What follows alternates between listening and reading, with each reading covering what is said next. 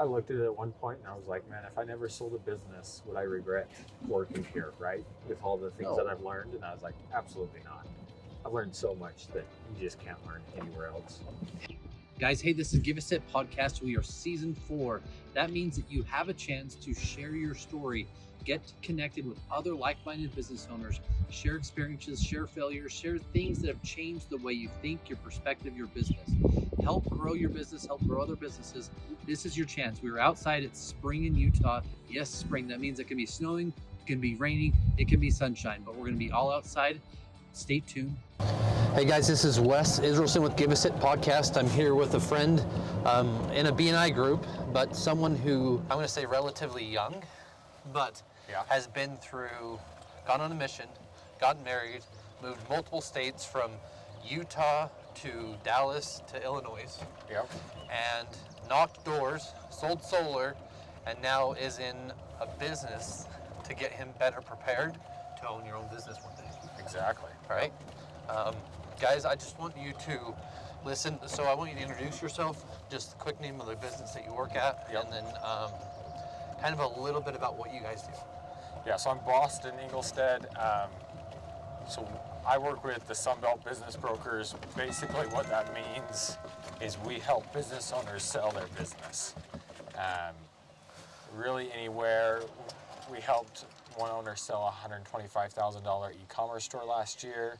And the biggest one we have right now is about $50 million. So kind of a wide span of business owners we service. So I want to go back. You grew up in southern Utah. I did, yep. And graduated from Penguich High. Penguich High School, yep. There was 40 in my graduating class. That's crazy. I think that in my graduating class at Granite High, there was 110 or something, maybe. Yeah, which is still small. Relatively. Relatively, yeah. But yeah, it was awesome. There's a lot of maybe downsides to that, but I loved it. I got to play 5 sports, be super involved. There wasn't ever a day that I didn't have something going on, which was really fun. Yeah, I mean, you learned hard work too. Yeah, Right. yeah, Right. and I grew up building fence with my dad, so, and that was way fun, but hard work. I mean, how cool was it to see your father own, run, build a business, and you also get to learn hard work. You get to learn some of the things that come along with that, and but you got to watch an entrepreneur from a young age. Yeah. Right. No, it was really fun. My dad, he was going through college, didn't really know a ton of what he wanted to do. He was working for a guy building fence going through college, and the guy ended up selling it to him. So he bought it for him, not for much money, just for the equipment, basically. But that's how he started. And it was great having that as a dad. He was able to go to a lot of my baseball games. A lot of times he was coaching me. But it came with, he had to do work at night or things like that. But he had the flexibility to be able to coach me, and I really appreciated that. Yeah. And something you said, so I'm hoping Alex will catch this, but I would like the episode to be called Flexibility versus Freedom. Yeah. Because those two words come out a lot when people think of a business owner. You have all the flexibility in the world to do whatever you want, and then you have the freedom to whatever, right? Yeah. But you got to see what that really meant. Yeah.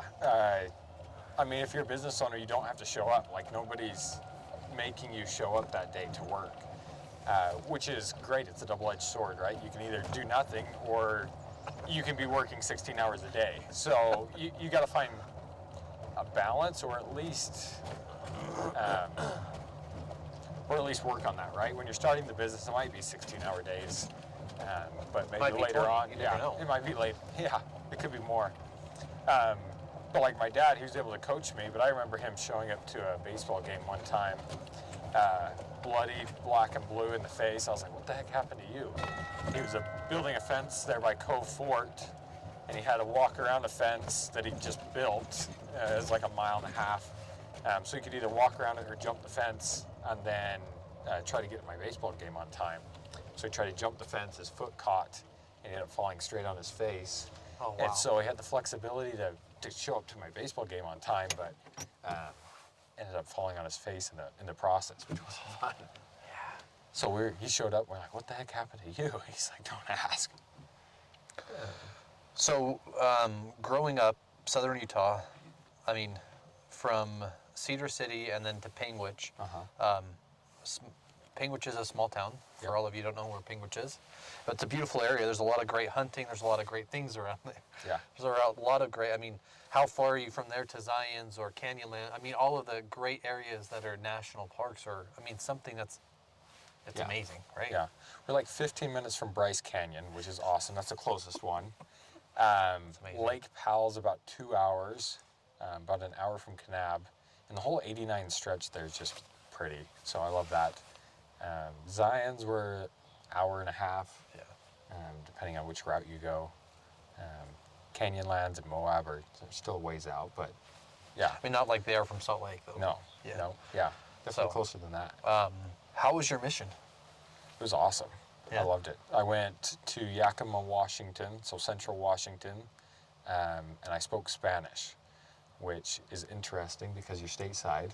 Are you still fluent? I try to be, yeah. But we... Hopefully you can teach me. Yeah, I'll teach you. No, it's fun. My wife and I just went to Cancun. We were able to speak Spanish to everybody, and it was really fun. When did you guys go? About a month ago. Oh, that's crazy. We were there 2.5 weeks ago. Oh, no way. Yeah. Yeah, it's way fun. Great place. Yeah. But yeah, Spanish is awesome. I think speaking a different language, it brings you a little more appreciation to their culture. Yeah. But Central Washington has a ton of agriculture. It's basically the climate of Utah with a humongous river running through it, the Columbia River. Which is a great, amazing fishing. Yep, a great fishing area, which I did a couple times, luckily. But yeah, so that's where most of like our apples and cherries come from, is Washington. And so they bring a lot of workers from like Michoacan y Guerrero, and they come up and they pick the fruit for about 4 or 5 months of the year, and then they go home. So a lot of Spanish influence there. That's cool. Yeah. And on that mission, you went through what the entire world experienced. Yeah. Which was the COVID period. And that changed the course of your mission. Yeah, so I was about 17 months out. Generally, for a missionary, you serve about 24 months as a guy. So I was 17 months out, about 3/4 of the way, and COVID hit. And missionaries are out talking to people all the time, and now you're stuck in your apartment. So we had to figure out new ways to work. One of the ways we did it is we taught English online, like via Facebook Live videos. And we'd get, 2,000 to 12,000 people to view those videos. It was awesome. And you took a model that someone else was doing at another state, right? And you guys mimicked that, but made it your own, and it gained and helped how many different people, right? Yeah. Who knows? I mean, some of the people that were watching, I don't know how it got there, but like some of the people were in like Bolivia or Argentina that were watching it. And we're clear in Washington State reaching people. And we didn't do it for money or anything. We just taught English to people who wanted to learn English. And so it was fun. I got to work on my Spanish more, and it was awesome. That's cool. How did you and, I'm going to prelude for you guys, his wife, how did you and Maddie meet? She actually served in Washington with me as well. So we met there. We were just kind of friends. We both came back about the same time, but I was going to SUU down in southern Utah. She was going to BYU. And she came, I came up to do something up north. We were just friends, so we met up and kind of went on a little date, but more as like friends. That was like a year after we were home. So that's how we met. And then we got married about 2 years after that initial date. Good. So you guys got to date each other, get to know each other better. And yeah, there's a lot of long distance because my credits wouldn't transfer to BYU very well, and her credits wouldn't transfer out of BYU well. Gotcha. So yeah, we dated a long time. I mean, 3.5, 4 hour drive back and forth, right? Yeah, about 3 hours. So not horrible, but when you're a college student, you don't want to pay, whatever, $80, $100 in gas every weekend. Yeah. So. Let alone you were out knocking doors. You were out doing things, right? Yep.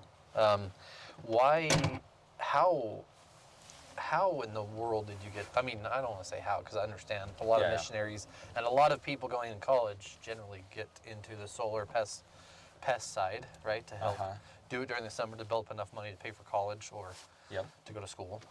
How did you get into the solar world? So I had a couple buddies that did it. The first year I got home, I actually worked for a pest control company spraying for them. So I didn't sell, I just sprayed. But I enjoyed it, and we did weed stuff as well. So sometimes I'd show up to like spray for pests, and they'd have a whole bunch of weeds, and I'd just be like, hey, I've got weed stuff. Do you want me to spray that for you? And you're like, sure. And so I ended up being pretty good at that just because I was like, well, you've got a need. I've got a solution for it. Let me help you with that. So for me, it wasn't that hard to do that, but solar was a harder thing for me to think I could do. So I chatted with my buddies quite a bit, and went out for a week to Florida and tried selling, and I actually did pretty decent. I was like, okay, maybe I could do this, and so that's kind of how I got into it. How much of your mission played into those experiences in that time? You're knocking on doors there, you're meeting with people, you're face to face with people all day, every day. Yeah. I definitely learned how to de-escalate a situation quickly and well, or just not come across to where it's gonna make somebody mad. Because 99% of the people I'd run into, they didn't want the services or what we were doing. So, which is fine. It's what it is. And so that just being able to talk to people and just not being afraid of that helped a lot. I had a kid come up to my house, I don't know, about a year ago, and he's knocking up, he's asking for solar, and I just said, I will give you 10 minutes of my time. Yeah. And he did really, really well. Yeah. After the whole thing, anyway, I'm not doing solar. I told him up front, I'm not doing it, but I'll give you 10 minutes. Uh-huh. Anyway, he took his 10 minutes. He did really, really good. I said, okay, now I want 5. And I just asked him questions. I said, how many people you knock on every day? Yeah. I go 80 houses every day, 6 days a week. And anyway, we went through the whole scenario, and in 4 months, he made $90,000. Yeah. And I'm like, mind blown. And that's in a state where solar's arguably not very beneficial. Yes. Price of power here is low. The incentives for solar are non-existent. They're actually negative compared to other states. Yeah. So. And yet, he's out there knocking, just like you started knocking in other states. I know that after you guys got married, you moved to Dallas, right? Mm-hmm. Yep. And then from there to Illinois. Yep. And then back to Utah. Yep.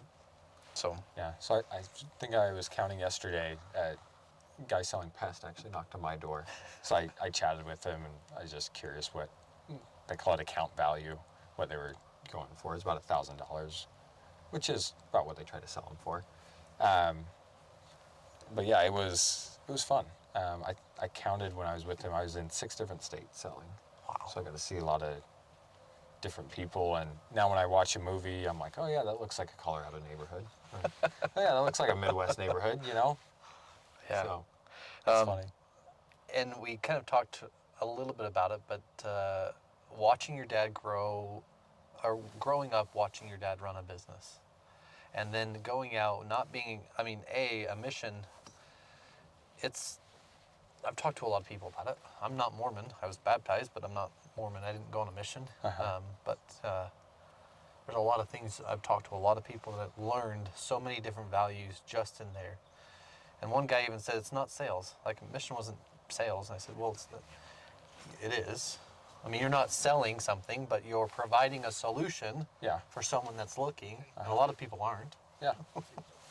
So it's not sales, but you're in front of people, so I'm going to call it sales. But you got to watch your dad build the business, and you got to watch yourself go out and be able to make 40, 50, or 60 grand, right? Yep. In a summer to pay for your school, to help develop who you are and go through and get the get the degree you wanted or go through that, right? Talk a little bit about what it was like to book all these accounts and then have the company not pay you. Yeah, so my first year I went out with a company, and they were newer, so they had a third-party installer. So you either install it in-house or you have somebody else who's an installer install it for you. So they had a third party, and we actually ended up pushing so many accounts to them that there's like milestone 1, 2, and 3 you have to get through, and the financier will give you the money when you hit them on time. Well, they started not hitting M3 on time, and so the financier clawed back that money. So I had accounts installed, and I was like, why am I not getting paid for these? So my first year I was counting on about $60,000, and I got paid In a summer, just so we're clear. in a summer, so about a 4-month span, and most of that was in the last 7 weeks, because we moved to Colorado. It was just a better market, and ended up being that I got paid very little on that. So luckily I didn't go out and buy a Tesla like some of my buddies. I waited until it actually hit the account. But yeah, it was kind of rough. It sucked when I wasn't getting paid. I was like, why the heck am I not getting paid? And so yeah, we had to figure that out. But yeah, it's just one of those things you get through, I guess. Yeah. I mean, you learned, right? You Yeah. learned a lot, and you were married at the time, right? Not quite then, no. You So were that would have dating. been, about the first year I started dating Maddie. So when you say we learned a lot or going through it, like I understand that. Anyway, I understand it because of what we're going into with Sunbelt and why you're there, and the bigger point of why you want to eventually one day own your own business. Yeah. Right? Yep. Come back to flexibility versus freedom. And Yep. you understand both of those. Yeah. How important is it to understand that you can work as hard as you want and do all the things you want, and then something can happen that's unforeseen? And Yeah, it stinks. It really does. But I knew it was I knew I was providing a good service for those people, and I knew that I could make good money doing it. And so I was like, well, let's try it again this year, but just with a different company. So my second year, I ended up going out to Florida. It was when interest rates all spiked, and so predominantly we sold loans to people. So they were like a 1.99 interest rate. Well, they could still keep the interest rate low, but there was higher dealer fees and different things on the loans. So it just didn't make as much sense, especially in Florida, in a state where the power's not crazy expensive.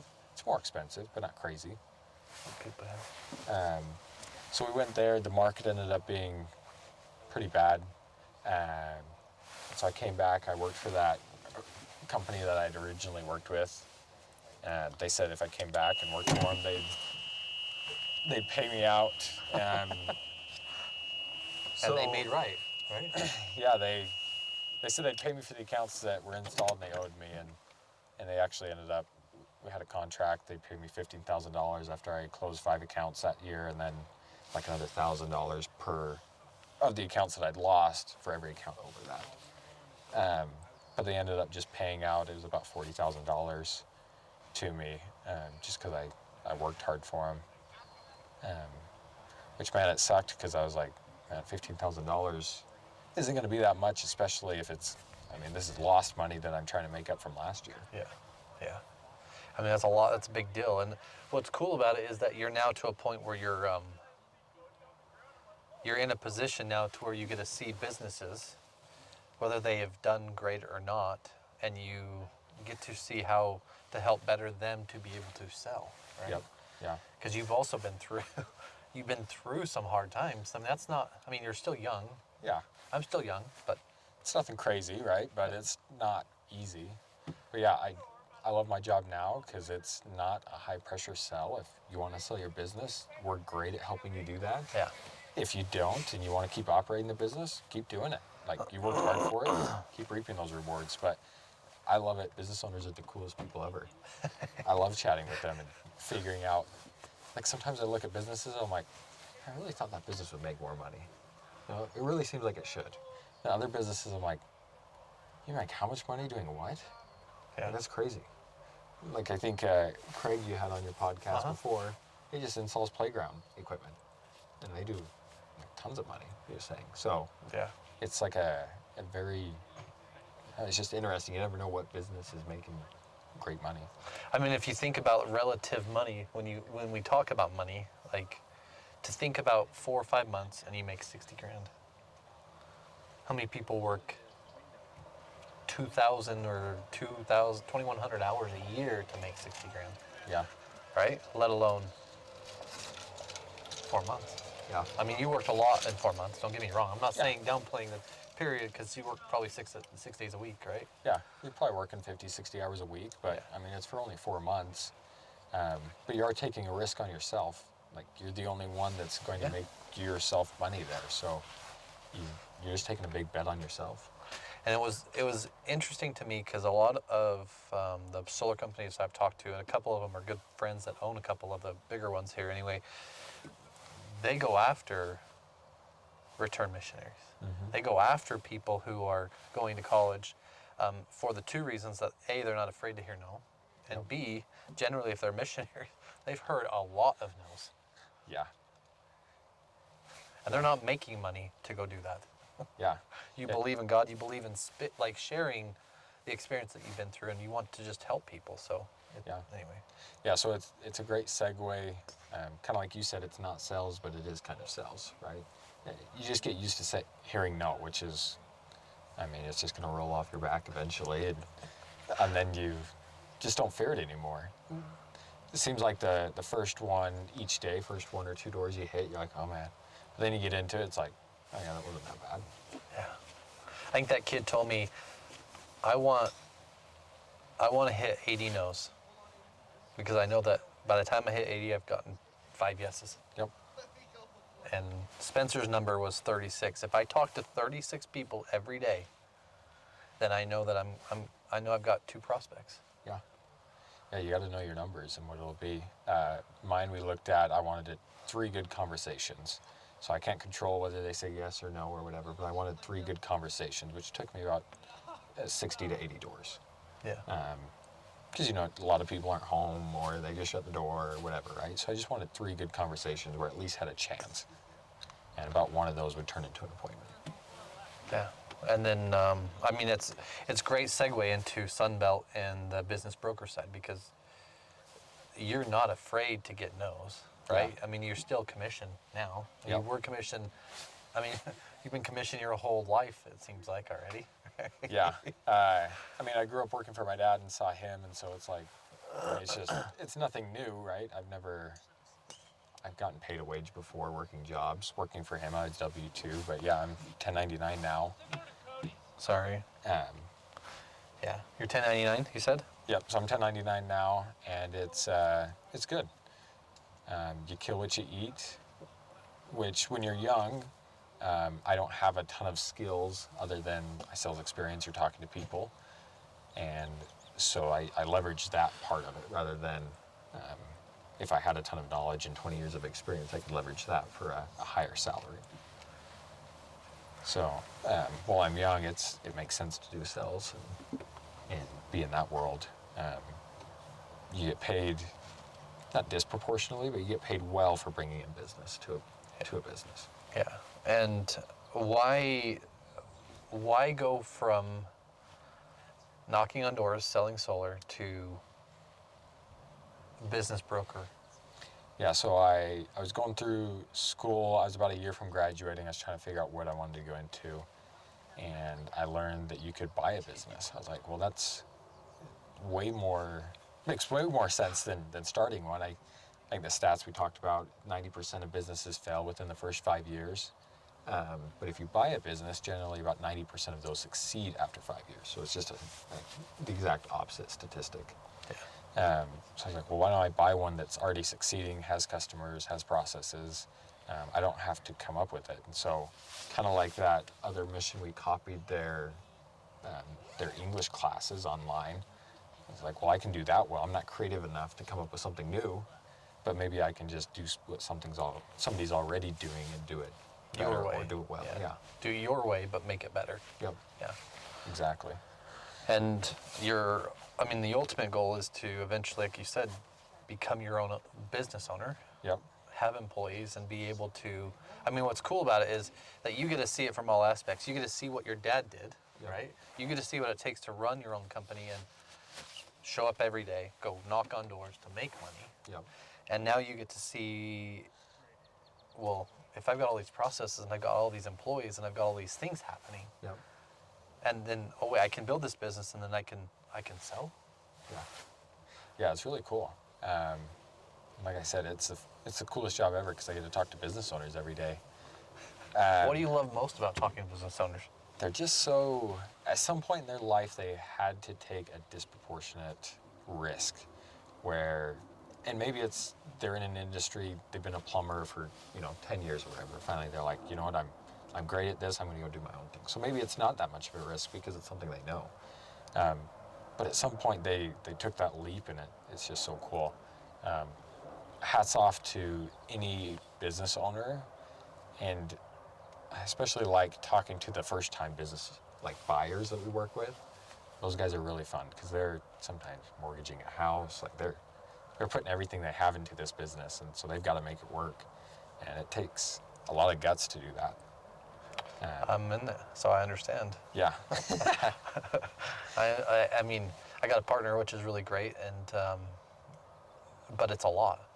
You go from a stage where maybe you're really great at selling, maybe you're really good at this thing, right? Yep. And then now you have 10, 20, 30, 40, 50 employees. You have payroll, Yep. then you have expenses, then you have overhead, you have all these other things, and then you're like, my mortgage and all my other stuff, well, great. If I can try to figure out that, but I need to make sure all these are paid. So it's a whole mind shift, and then there's a belief in who you are. Like you said, you had to have a belief in Yep. church and God and everything to go do the mission, right? Yep.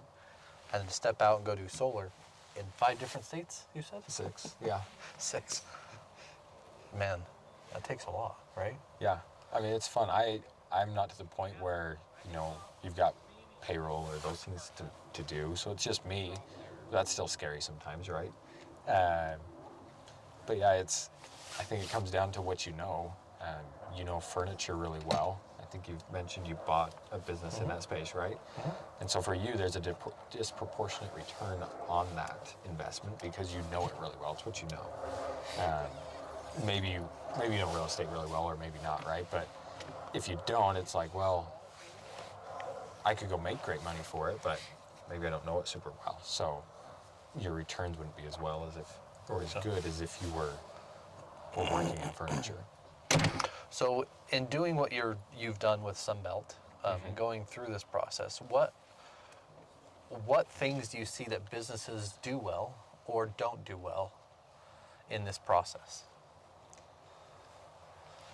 I think there's kind of 3 stages to being a business owner. And if you can get to the 3rd stage, that's when business is most enjoyable, you're making the most money, and the business is worth the most. But it's the hardest to get to by far. So the first stage you get is when you're the owner-operator. So you're a plumber, you're doing the installs, but you're also the owner, and you're doing payroll, and you're doing all those extra things. So You're wearing every hat. you're wearing every hat. You're doing marketing. And it just takes a ton. The next stage is when you've grown enough that you can actually pay people to do some of those things. You can do some marketing. You can have somebody doing sales. You can have somebody doing the office work. And so that's kind of the 2nd stage of business owner. So you're plumbing. Instead of running a truck, you're now running a handful of people in a truck. And then the 3rd stage would be when you've got a manager running a handful of trucks. So now you're more of an executive role. You can work pretty much completely on the business. And that's the hardest stage to get to, but that's the most enjoyable. That's when you get to it and you're working, more like 20 to 30 hours a week. And it's deep work to do high level stuff. Yeah. And I think in all those stages, and I'd like your perspective because you get to see it. When you started in solar, they probably did a good job of teaching you about solar or what to sell or how to market or gave you scripts or gave you all these things, right? When you become a business owner, like you said, maybe the first time you're buying into an existing business, and maybe you're in it, so maybe I do have an ability to understand what I need to do to make it work, but at least how to do maybe a certain thing I can sell or I can market or I can install or whatever, right? But I think that there's areas that it's like there's no handbook. No. There's no guaranteed return on investment. Most people leverage their house. Most people leverage something. Yep. And then you're always scared.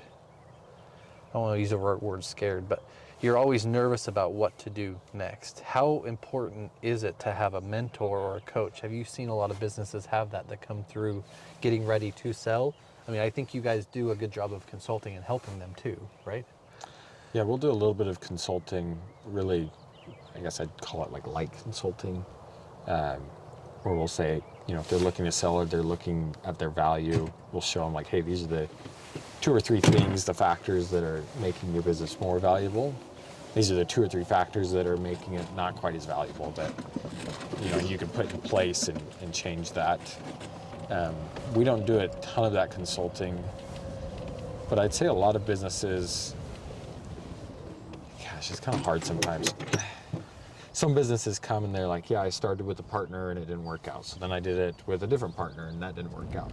A lot of times why people are doing that is because, well, as you know, it's hard being there, but it's also hard to get along with somebody if you've got different ideas or views on the business. Yeah.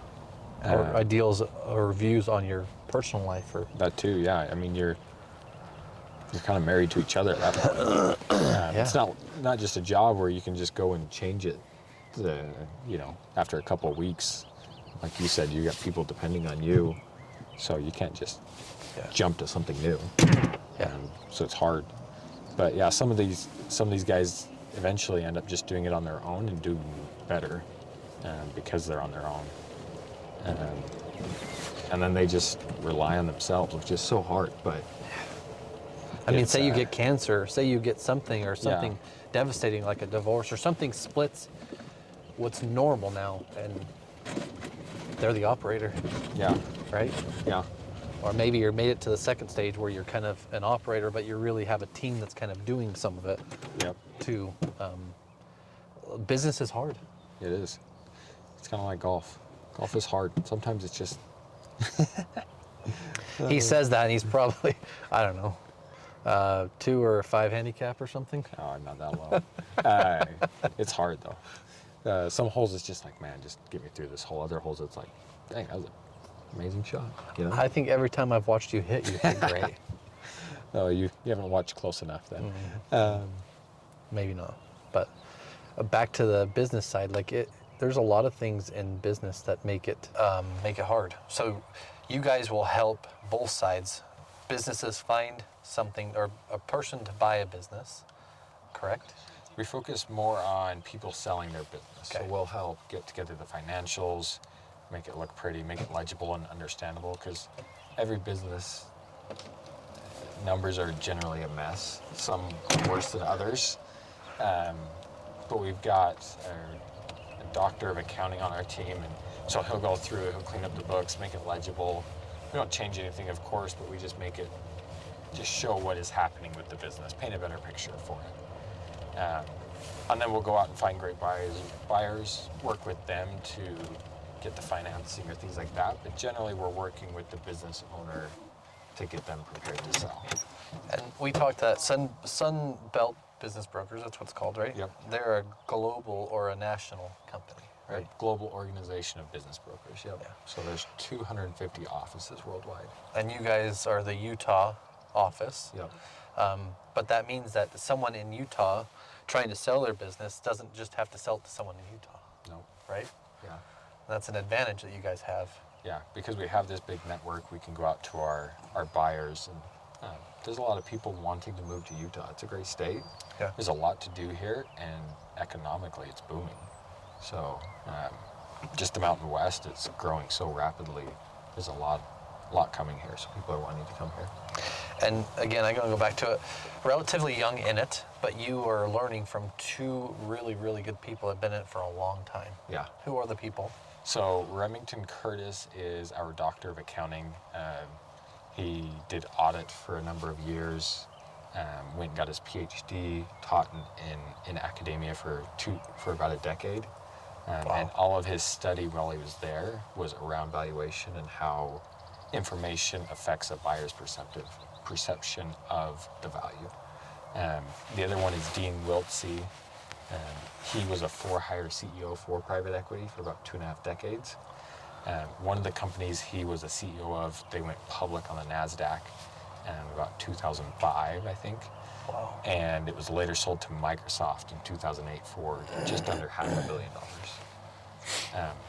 So it's his background. He's bought and sold tons of businesses, and Remington helps us. He's our numbers nerd, if you will. Which everybody needs a numbers nerd, so it's great. Yes, Derek is ours. And anyway, it's cool because you also, I think you shared that you sit in an office with Remington. Yep. Right? Yeah. So we'll look at numbers, or I'll ask him questions, and sometimes I feel like I'm back in the classroom just learning from him. It's awesome. I'm sure he loves it too. Yeah. Right? I think it's cool just because you're starting at such a young age into something that's going to help propel you as a business owner one day. Yeah.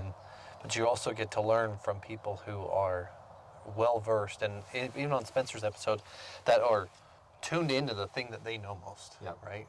And it sounds like both owners have the idea of what they need to do for each, right? Yep. And they bring such value to you that.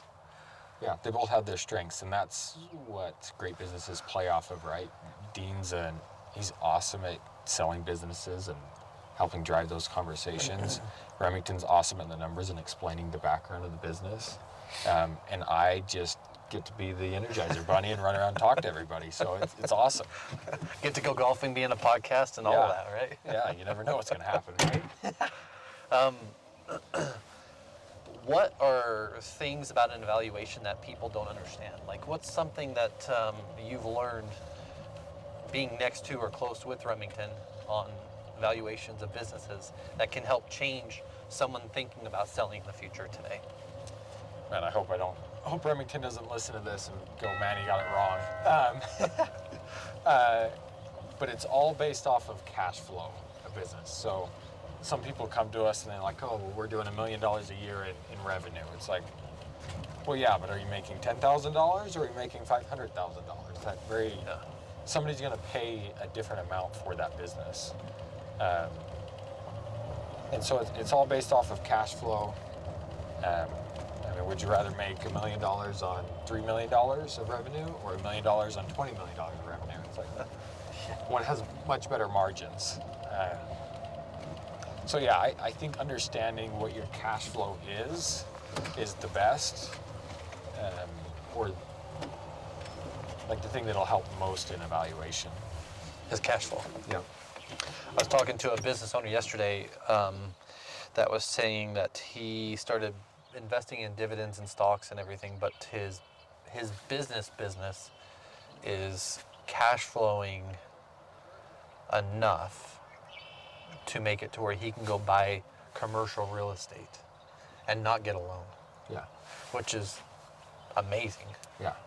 I mean, if your business can cash flow, you don't get a loan, you're paying yourself back, right? And you're put tenants in your building. So it's understanding cash flow in business. If you don't have cash, if you're listening, you don't have cash in your business, you're done. Yeah. I mean, a loans will only go so far, but you still have to pay them. Yep. And it's hard to run a business without cash. Yeah, it is. And the more cash you can get, the better, right? Cash is king. So yeah, and a lot of business owners, like, they invest in stocks and bonds and those things, but they look at it and they're like, I mean, it's a 10% return. If I put $100,000, I'll make $10,000, but I put $100,000 into my business, I might make, double that, or might make my money back, 100% return. I mean, if you can invest $100,000 into a new salesperson that can help generate $1 million gross, and then they help bring in net cash flow of, I don't know, 50 to 100 grand. Yeah. And that cash flow stays for 5 or 10 years, depending on what you're doing. Yeah, that's totally worth the investment. Yeah. So that's why a lot of business owners, they're heavily invested in their business, and it's their biggest asset they own. And so that's also another reason why I love this is, I mean, they're riding on that. That's their retirement a lot of times, is their business. And so being prepared to sell even when you don't have to is crucial. So 4 of the 5 reasons why people sell are not planned. They're, death, divorce, disease, disagreement. And so that's why people sell. And so being prepared to sell always, even if you don't have to, I think 1, you get more of that executive role, that third tier of business owner, so that business is more enjoyable. And 2, if you ever have to sell, you can. You don't have to just fire sell it at a 80% discount or whatever for the assets. Yeah. And I mean, it's hard to see because if someone's been in it 31 years, like Jeff with IT Tech earlier today, he's been in it 31 years. Like, if you've been in it that long and you're now to a point where you have to force sell, like, man, that's crazy. It's just crazy to think about. Yeah, it's hard. And you've been doing it for 30 years, and so hopefully you've gotten to the point where you can run the business. It pretty much runs itself. You can do some of the high-level stuff. Yeah. So at that point, it's like, well, why would I sell? I enjoy it. I work a little bit. My dad, I've actually talked to him about selling his business. And he's like, he likes to golf. He's actually way better than I am. But he's like, I mean, golf would get boring at some point. Like golfing every day. And you got to have someone to do it. But yeah, you need something to work on or be working on. Yeah. Especially as guys, we're always working on something. So, I mean, he sees it that he's going to run the business until, one of those unforeseen things happen, and then he has to sell. So, yeah. And again, hopefully you're prepared for that day. Hopefully you're prepared mentally prepared for what that means, right? But if something unforeseen happens and you're with, let's say, I can say this, but my mom and dad, my dad passed away in 19. So for me, if you lose a spouse. yeah. I mean, to go through a business buy or an acquisition or someone's acquiring your business, like that's a period of time. We talked about what it looks like for an SBA or had the period of, you guys said that you can usually get under contract within three months. Oh, 3 months, yeah. And then from there, financing and all that other stuff have to come through. So it's just interesting to think about what all that looks like, right? Yeah. I mean, if death has happened, it's hard. Yeah, you got to sell the business pretty quick, and I mean, it's a process. It takes time to sell a business. Yeah. What's something that you would tell a business owner today, not thinking about selling, but they're maybe 5, 10, 15 years out? What would you tell them to focus on? We'll chat with business owners sometimes, and we'll just do a free valuation. And if they're thinking about selling, or somebody's approached them and there's like, hey, I don't even know what I'm worth. Like, I'd say talk to a broker or someone like us, where you can understand what you're worth, what kind of those key driving factors are, and then you can work on them and know which metrics or which dial to kind of turn and crank up to make it more valuable. Yeah. I think always just kind of knowing where the business is and understanding the numbers and the cash flow and all that. You got to focus on that. Yeah. Yeah. And I mean, it's hard sometimes, like you said, when the first-time home buyer, but first-time business buyer doesn't know all of these things, right? They don't know all their numbers. They don't know all the KPIs, right? But if you guys can help give them some insight of, hey, these 3 things will really move you in the next 3 years, 5 years, 10 years, to where you could double what you're worth today. Yeah, I think a new business owner, they come in with a lot of gumption and drive, which is great. One of my favorite books is Grit by Angela Duckworth. I love that book. But yeah, they just come in with a lot of tenacity. And I mean, they should. A lot of times they've mortgaged their home or whatever to make it work. And so I think just having a little more energy than the old owner had and looking at it from a different perspective helps. But also putting in some key management in place, that can really drive value. Yeah, I'm trying to think what else.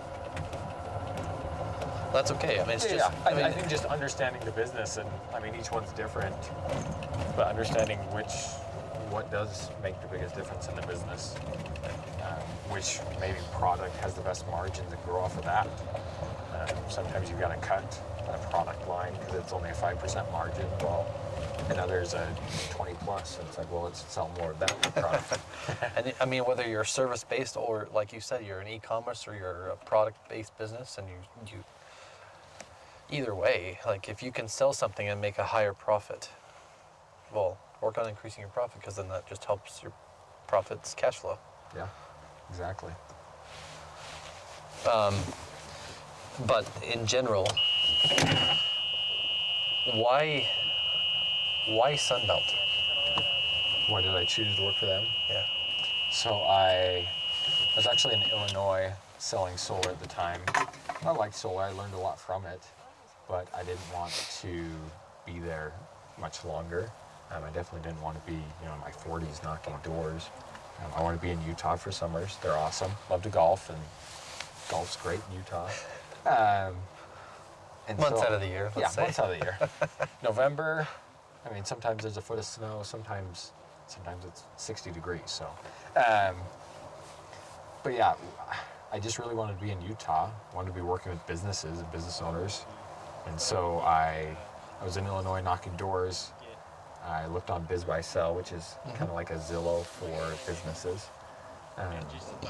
And I looked up some brokers, looked at their backgrounds, and I decided just to call some of them and just hear their backstory and see if they'd be open to me working for them at all. I found Dean's background.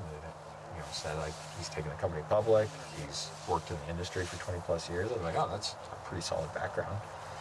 So I called him, just kind of introduced myself, what I was doing. This was, I think, June. I said, I'll be back in Utah in September.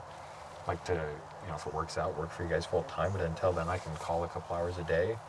And if it works out, great, but if not, I mean, you haven't lost any money, you haven't paid me anything, and I haven't lost anything either if we decide we don't like each other. So you were doing solar days, and then you were calling for them at night. Yeah, so solar I do from about 1 to 8, 9 o'clock at night, and then I'd call in the mornings for them. Sorry, I had it about backwards. an hour or two. Yep. So most people are at home in the evening, so I go try to knock doors, and most people are at work or at their business in the morning, so that's when I try to call them. That's cool. Yeah. So I did that for a couple months. I brought them a handful of leads. A couple of them turned into listings, and they're like, well, pay for yourself. You've proven you can do it when you're coming back. So that's how I got at Sunbelt. Why not work with your dad? My dad, he turned 49 on Sunday, so he's still young. So we talked about he's not going to sell his business for a long time. Panguitch is a great place to grow up. I loved it. But there's just not a ton of opportunity for someone my age that's wanting to go and get a lot of experience. Yeah. I worked fence for 4 or 5 years. I know it pretty well. Not perfect or amazing at it, but I'm pretty good. So I figured I kind of learned that.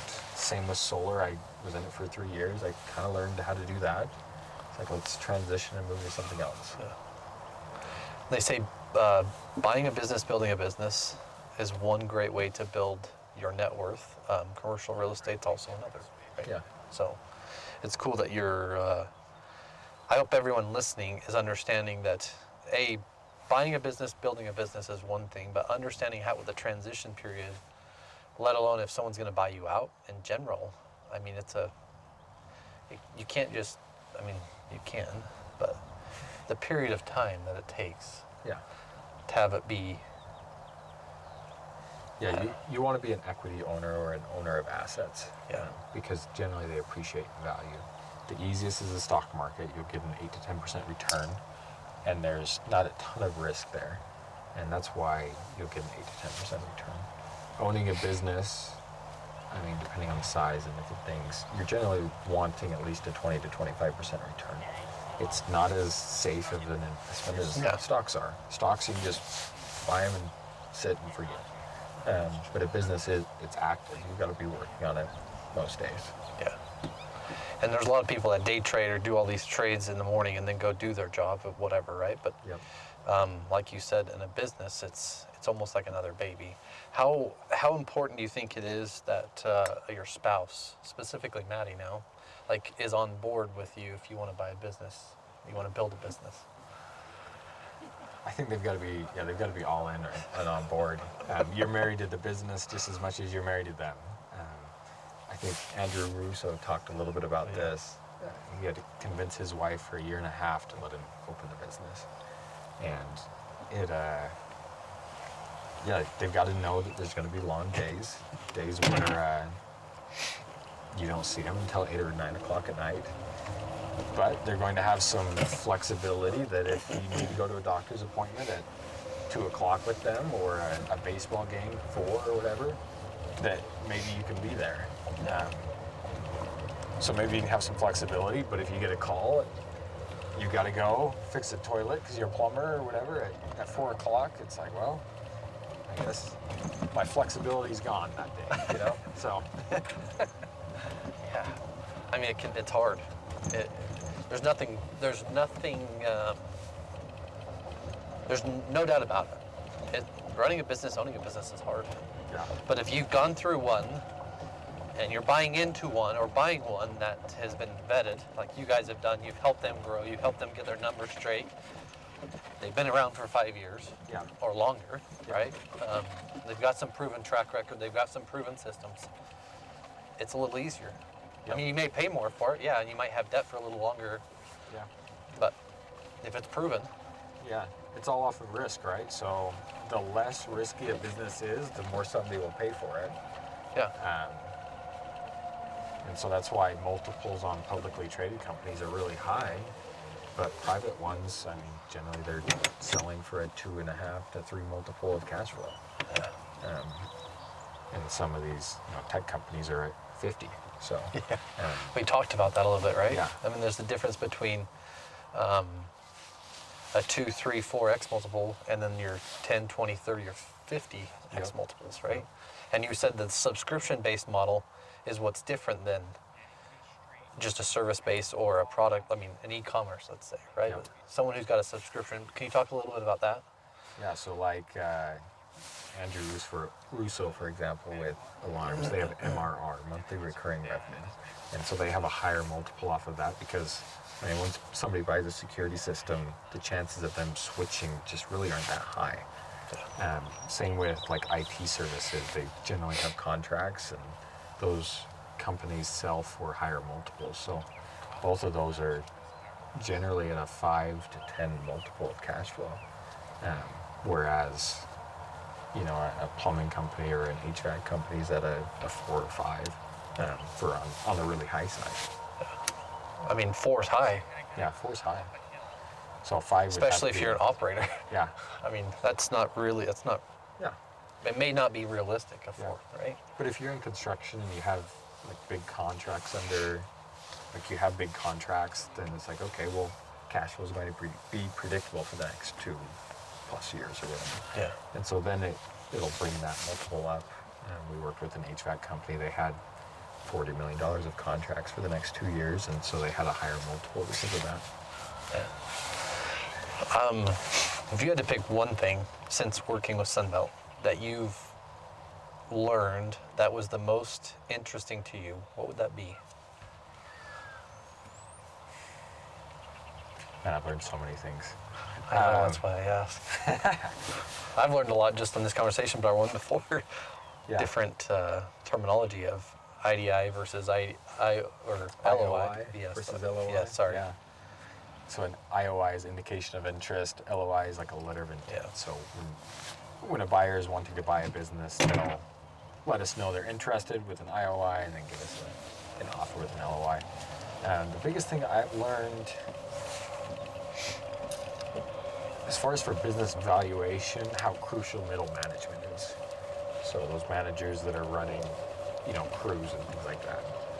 If somebody could figure out, because good middle managers are hard to find, but if you could find great middle managers, that business is going to be awesome. Do you see golfers? So I think that's one of the biggest things is how crucial middle management is. Gosh. No, it's good. I mean, I'm going to segue because we have middle management, and it's crucial to develop and teach them. It's crucial to have them be able, whether you promote within, whether you hire from outside, and whether you get them to be able to manage correctly, right? Because if you have a great person working within the business, but you have a bad manager managing them, it can skew your numbers or drop things, and there's things that you don't see because you're trusting them to manage. So. Yeah, people generally don't quit jobs, they quit managers because they don't like them or feel like they're treated right. Everybody wants to feel appreciated.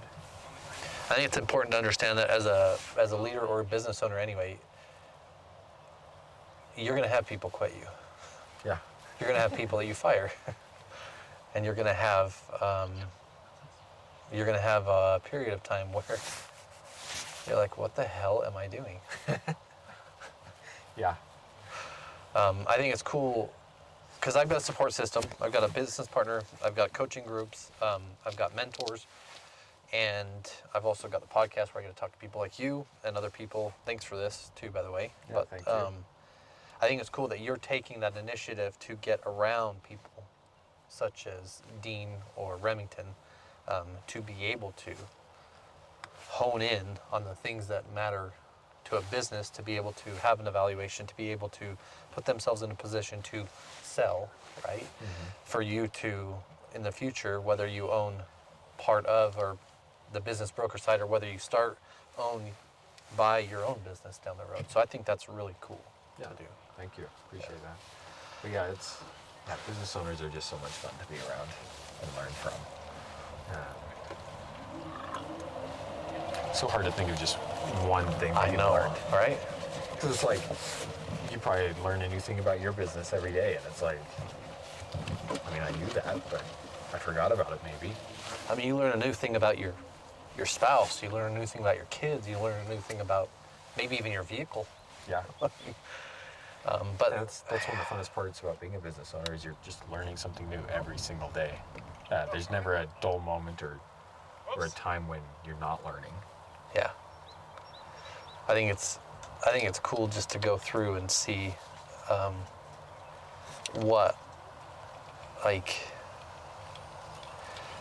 we talked about it. So Jeff owns IT Tech. He brought his son in to help run the business. His son didn't want to be a partner.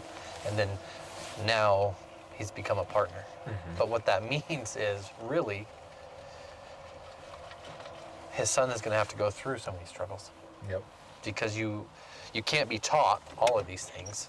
And what's cool about the position you're specifically in is you can be taught all these things. Yeah. Because you get to see it visibly. You get to see what it does to numbers. You get to see all of the... Anyway, I think it's really cool. Yeah, that's really fun. You can always get taught or learn something that way, but sometimes you do have to learn it on your own to make it stick. Yeah. Which sometimes really stinks. It's really hard. Especially when it affects your business and things of that nature. But yeah, you always have to be learning and be agile as a business owner. Yeah. And I think it's crucial to understand, it's crucial to understand numbers. It's crucial to understand and payroll. All of the things, and then on top of it, insurance, and then you have people who drive your trucks, anyway, all the things that come along with all that. Yeah. You learn all sorts of things that you never knew you had to know, or things that you never really wanted to know. I think most business owners that start out don't, like you said, they just have either tenacity or they have this innate drive that they want to do this thing, but yet they don't know really what it's going to take. Yeah. And it becomes hard. Yeah. Some people are just builders, and so they just want to build things. Yeah. And making money's great, but it's a byproduct of building. Yeah. So last two questions before we end out. First one would be, what's your purpose with Sunbelt? Like my role purpose, or more my purpose? Purpose. Okay. I mean, role is understandable, right? Yeah. But purpose within Sunbelt. Like, I think I understand why, but I want you to explain it. Yeah, so I mean, my role is to talk to business owners and bring in business, but my purpose is, like I mentioned, business owners are, they look at the return that their business can bring them, and it's way higher than the stock market or other investments can. And so they dump all their money into it, they take a huge risk on it. They're generally they're undiversified, they're just all in their business, right? So it's their biggest asset. And so helping them exit that and actually enjoy the fruits of building that business, that's probably my biggest purpose. It's a reward. Yeah. Yeah. It's like you've worked on this for a lot of years. Now you can exit. Your legacy lives on because it's still your business, or was your business at one time. And it continues to live on. You don't just shut it down. Yeah. And I asked that question because someone who's been in it 30, 35, 40 years, they don't know what retirement means because they've never been able to, right? And you're ingrained, your habits, all these things that are so ingrained in you end the day you sell it.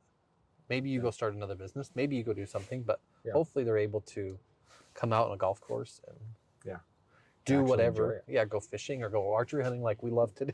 Yep. Or go hang out with grandkids or whatever it is, right? Whatever it is for them. I think that's cool. So if I'm going to ask another question is, what would success in your life look like to you? I think it's depends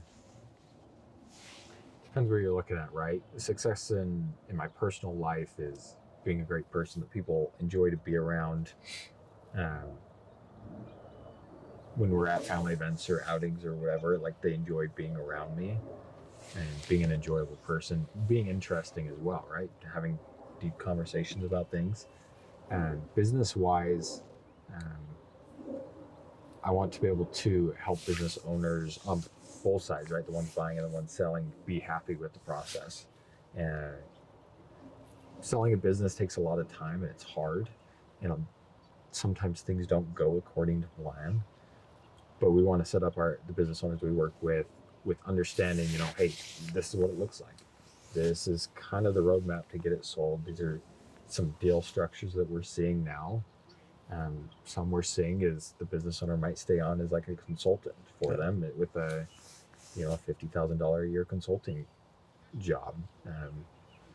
And so it doesn't take very much time, but they can still kind of be involved in the business. And the new owner that doesn't know it as well as the owner selling can then go to them and ask for advice or understanding it. So I think having it so that both sides, the transfer happens well, and both sides are happy would be ideal in business. I think it's a good point because the abrupt change is significant for both parties, right? It's a big change for both parties. I mean, maybe you're an investor who buys multiple businesses and you've got your management team that's going to go and just manage whatever this business is on top of whoever, right? But I mean, the person getting bought out, that's a whole life change, and the person coming in generally is a whole life change. If you can make that be a 6 month or 1 year or 3 year period, that helps both of them. And it's a consulting fee or it's something to help both sides understand. Maybe they keep 10% of the business, right? And so as they're growing, they're still also receiving some of those benefits of the business growing, and they want the business. Both sides want the business to succeed. Because there's things about what we've done that's been hard. One of the owners stepped away, and the other one stayed on as consultant employee.